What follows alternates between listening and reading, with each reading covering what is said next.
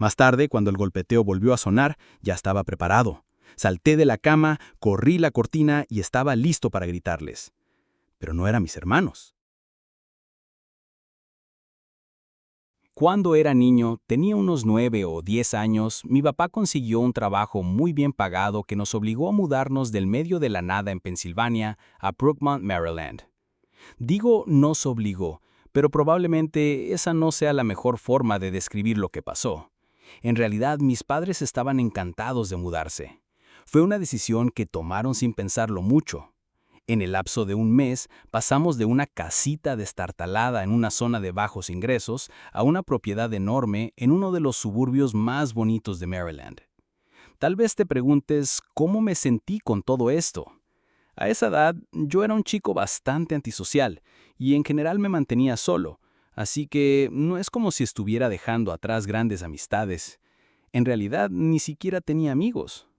Años después, mis padres me contarían que una de las razones por las que estuvieron tan dispuestos a cambiar nuestras vidas era para darme un nuevo comienzo. Pero eso no viene al caso. La mudanza no me molestó mucho y logré adaptarme rápidamente. Aunque, dadas las circunstancias, no era difícil hacerlo.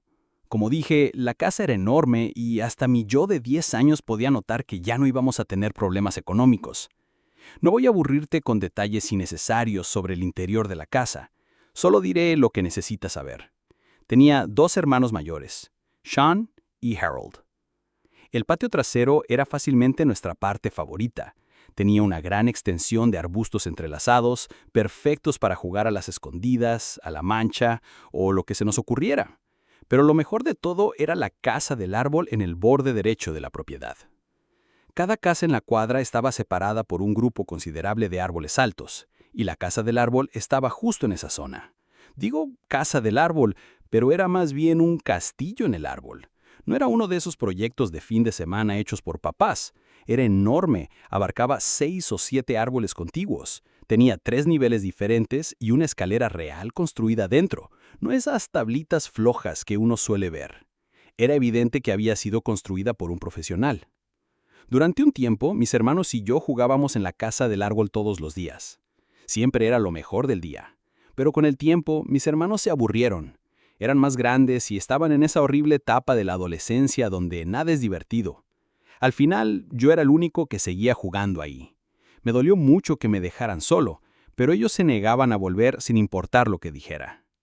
Un día subí a la casa del árbol y encontré un papel doblado en la esquina.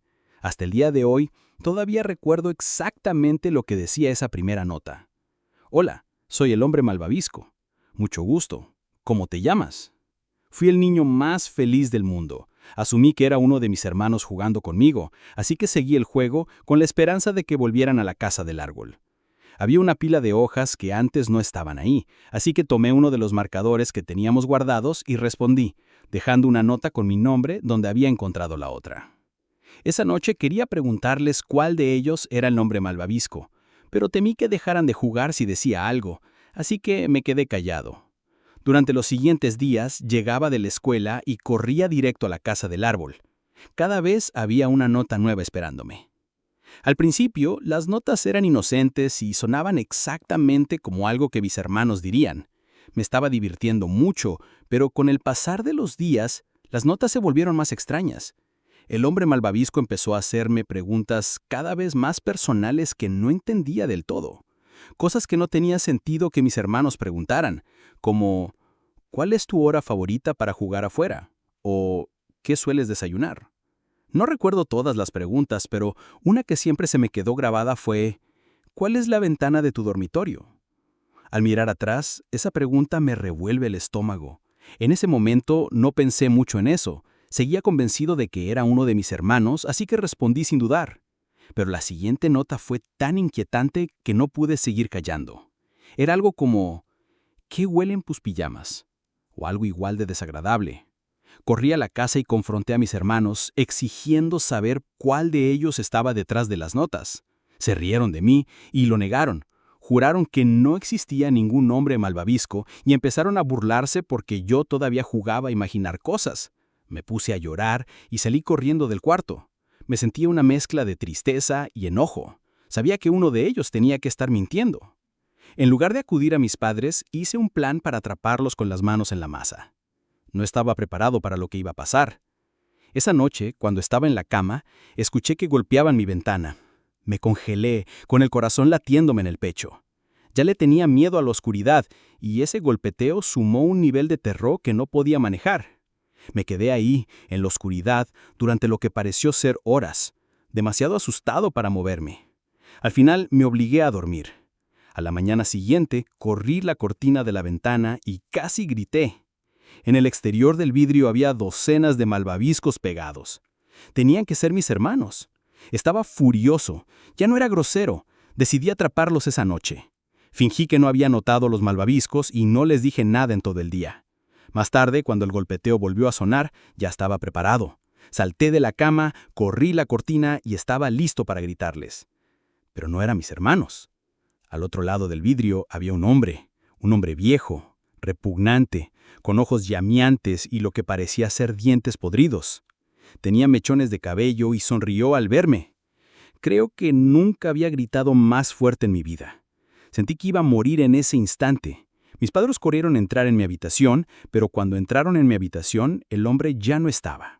Fue un escándalo. La policía registró la propiedad, revisaron cada rincón del patio y la casa del árbol, pero no encontraron nada. También revisaron la zona alrededor, pero jamás dieron con ese hombre.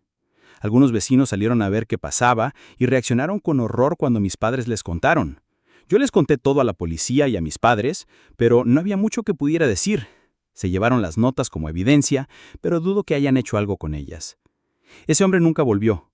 Mis padres me prohibieron volver a la casa del árbol, pero tampoco es como si quisiera hacerlo después de eso. Me mudé de esa casa hace un tiempo, pero mis padres aún viven ahí. Siempre que visito, le echo un vistazo largo a la casa del árbol. Sigue siendo una de las cosas más terroríficas que me han pasado.